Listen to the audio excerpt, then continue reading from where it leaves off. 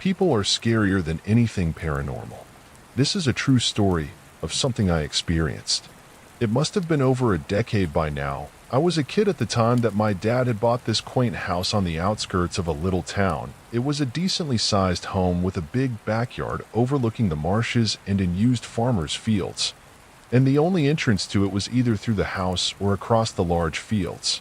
To put into context how this fits into the story was because my bedroom at the time of living with my dad was situated at the back of the house, facing the big backyard. I remember one night very vividly, some 10 to 12 years later. I was sitting in my room, doing digital artwork on my computer. It was something I loved to do as a teenager, and usually I listened to music with headphones on.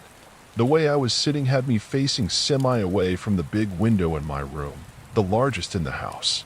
I had my blackout blinds drawn, and it was the only room in the entire house that had the light on, and I'd assume from outside you'd see slivers of light through the edges of the folding blinds. I think it was between 2:30 and 3 a.m. I was peacefully minding my own business when I hear a massive slam on my window. It was a dull but loud thud, and what I thought was a shout. My dad was sleeping peacefully in the room next to me. How he didn't hear anything at the time still amazes me to this day. I remember just sitting there, shook, no clue what I just heard, until it happened again. I heard it clear. Somebody was outside my window, in the backyard. Whoever this was had no reason to be there. I remember being too scared to open my blinds. Instead, I got up, just staring at the window, not taking my eyes off it. Something I'm thankful for to this day was I went with my gut feeling. My gut was telling me to grab a flashlight and check the front door. This was an old house, so I would have to leave the comfort of the house to enter the barn to get to the main entrance of the house. I remember shining my light through the glass in the door. The window had the frosted film for privacy, but sure enough, I barely got the flashlight lifted 3 to 4 inches to the glass before seeing the coat of whoever was out there. The real kicker? Absolute terror set in when I realized the door hadn't been locked this entire time. I managed to lock it and run inside, and the first thing I grabbed was a bread knife. Not practical, but when your adrenaline and fear is coursing through your brain, it's the last thing you think of. I remember trying to wake up my dad, who was passed out like a drunk sailor, to see whoever was outside. We never found the man, and he never came back. Had I not locked that door, prank or not, I dread to think what would have happened to me. I've seen some shit in my life, but people will forever scare me.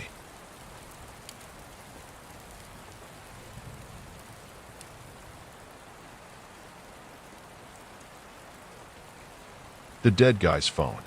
This isn't scary like a ghost story, but it is 100% true. In the early 2000s, my best friend and I spent all of our free time racing dirt bikes, finding new practice riding spots. This particular day was super hot and humid, so we headed to a new spot that we heard about, which had a long-established track but was totally illegal and right outside of New York City. We were there for a while, and the place became packed with other riders. Normally this would be great, but these dudes were doing their own things and no one was following the track direction. A recipe for disaster.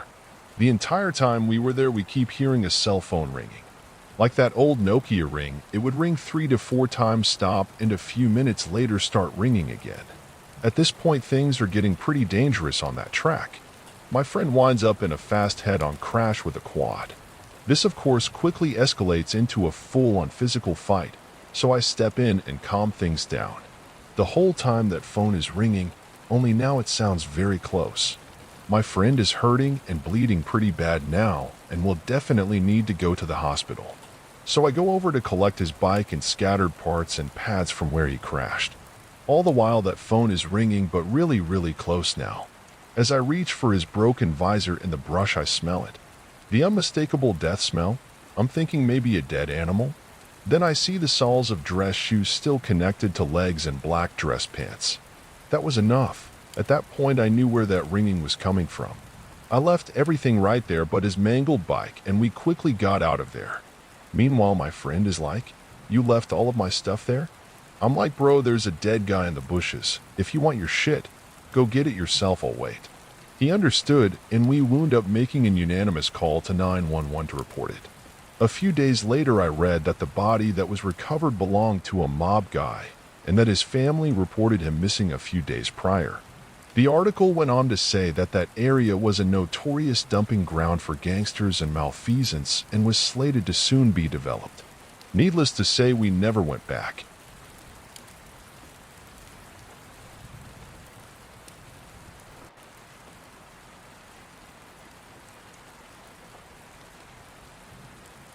Somewhere in time. In early 90s, I went to school in upstate New York. It was my first experience away from home for any length of time. This particular college town was built around a beautiful lake, and because of that, when summer came to a close, everything closed up with it. Picture a vibrant happening center turning into a barren ghost town overnight. With the cold weather, the sky went from beautiful blue to a dull, lifeless gray and remained like that until spring. One of my housemates was also a weed dealer, which was convenient for me as I was a chronic stoner at the time. We would make these elaborate dinners where every course featured weed in the recipe.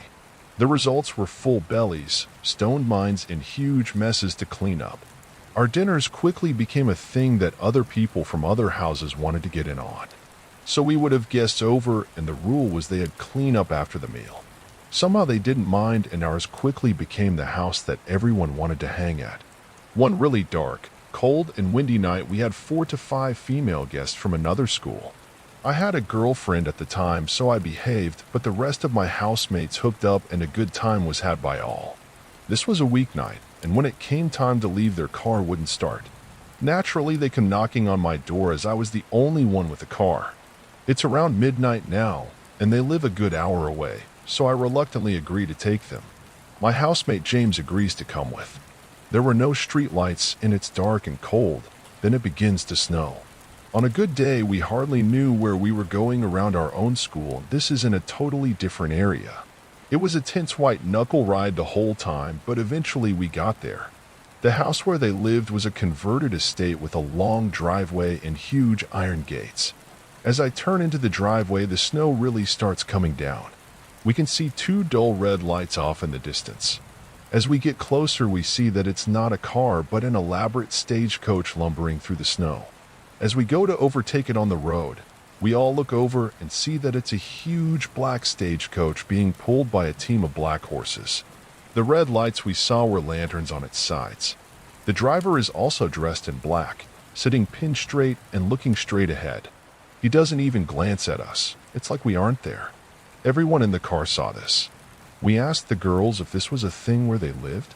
They said no, they never saw anything like it before. At the time, we just thought it was very strange. Like, why would someone be out in a stagecoach after midnight in a snowstorm? I remember thinking maybe this is just how they get down up in the country. It didn't occur to us right away that it could be anything else. After we dropped them off at the house, we turned around to leave. Both fully expecting to see that stagecoach again, as their house was the only thing at the end of the driveway/road. Instead, we saw nothing. No horses, no hoof prints, no other tracks but our own from coming the other way. At that point, it finally dawned on us both, no doubt a delayed reaction from dinner. James and I realized that we may have just seen not only a ghost, but ghost horses and a ghost stagecoach. It's been more than 30 years, and any time I see James, we still talk about what we saw that night.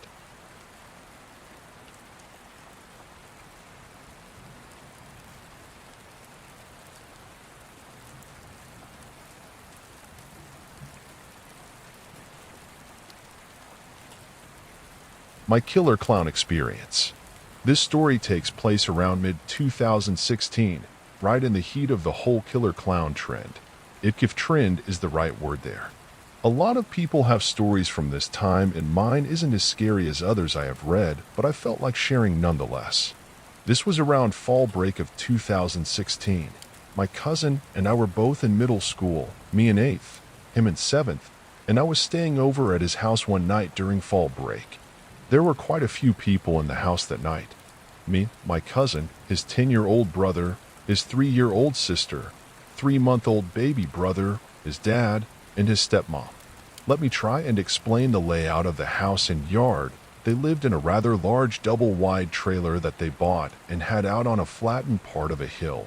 Their driveway is a rather steep gravel slope that connected to the road at the bottom of the hill. Behind the house up the hill was nothing but woods.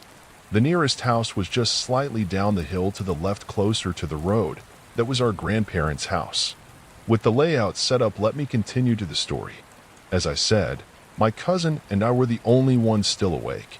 We were watching TV, probably some shitty sitcom on Nick at Night or something.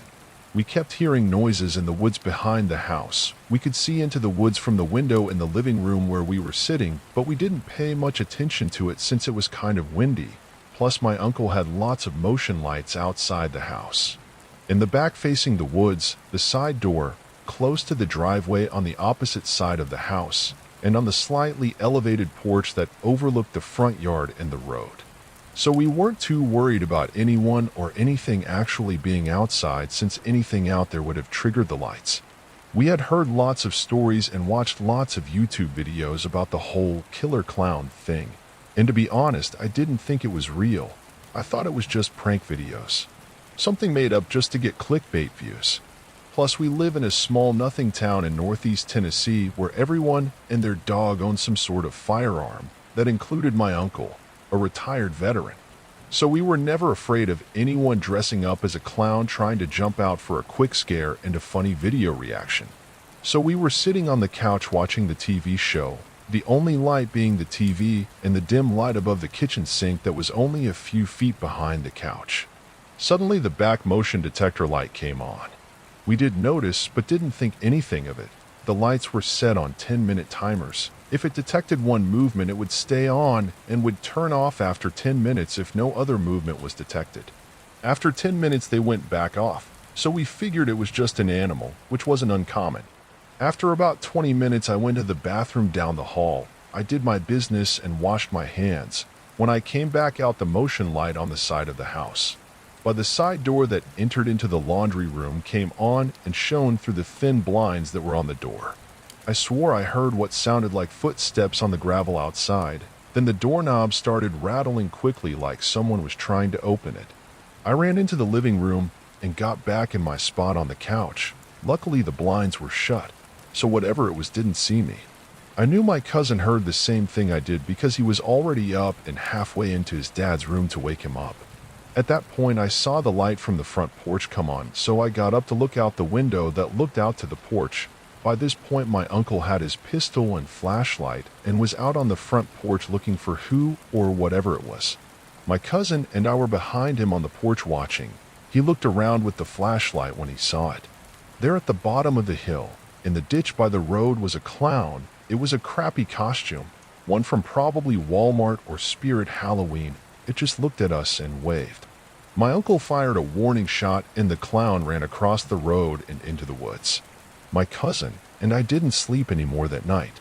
My uncle stayed out on the porch for a few more hours to make sure no one came back. I remember him telling us not long after the shot was fired he heard what sounded like an ATV starting up and driving away. Troublesome kids were always, and still are, an issue in that area. There are houses somewhat close to each other, but far enough that you couldn't see them.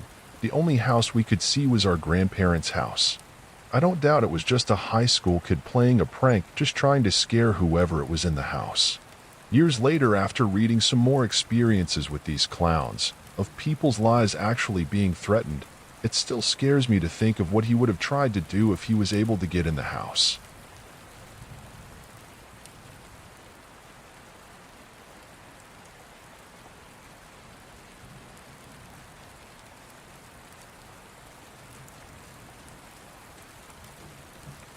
My boyfriend saw me, but it wasn't me. Hey all. So, I'm writing this in a bit of a panic because some weird stuff just happened and it reminded me of a strange experience my boyfriend had a while back. We live in a ground-level apartment in Nashville, with good security, key cards to access the buildings.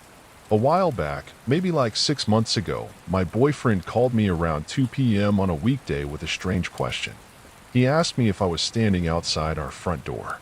I responded with the truth, which was that I was at work still. He started fully freaking out, saying that he was playing RimWorld and heard a loud knock at the door. He checked the peephole and saw who he thought was me, allegedly wearing the same clothes I'd left in that morning. But I never use our front door. I have a key, so I'd let myself in, and not to mention, I was 20 minutes away in an office. He said that when he heard the knock and started approaching the door, he got a sort of sickly feeling, like something was wrong. And when he looked through the peephole and saw me, he almost threw up from the feeling. This figure standing at the door was wearing a lanyard like I wear for work, dressed in the same clothes, all that. But her head was down, and she was standing in a way that he described as really off. He was too scared to look through the peephole again, and just hunkered down in the living room while we stayed on the phone. Also, disclaimer here, my boyfriend is a bit of an over-exaggerator at times, so I acknowledge that. But I am also a firm believer in the spooky things in life, having my own paranormal experiences throughout the years with ghosts and cryptids. So, fast forward to today, we're gaming at like midnight and I hear a loud knock at the door. He didn't hear it, but I waited to see if there was another and decided it was probably just him knocking his chair into his desk or something. 10 minutes later, there's another knock, and we both hear it this time. We look at each other, and then go to the door to look out. There's no one there, but there is a spot to the left of our door that isn't visible through the peephole, so I tell him not to open the door to check in case someone is there waiting for that very thing to happen. I go to close the blinds and keep listening for anything strange, but nothing else comes. This whole thing brought up the previous story of my apparent doppelganger, and I wanted to post it here in case anyone had any similar experiences with mimic-type things in urban areas. I myself had a run-in with a Wendigo when I lived up north, but I find it hard to believe those or skinwalkers would be here in the metro area. Anyone have any input, similar stories, or general info on what this could have been standing on the other side of our door that day?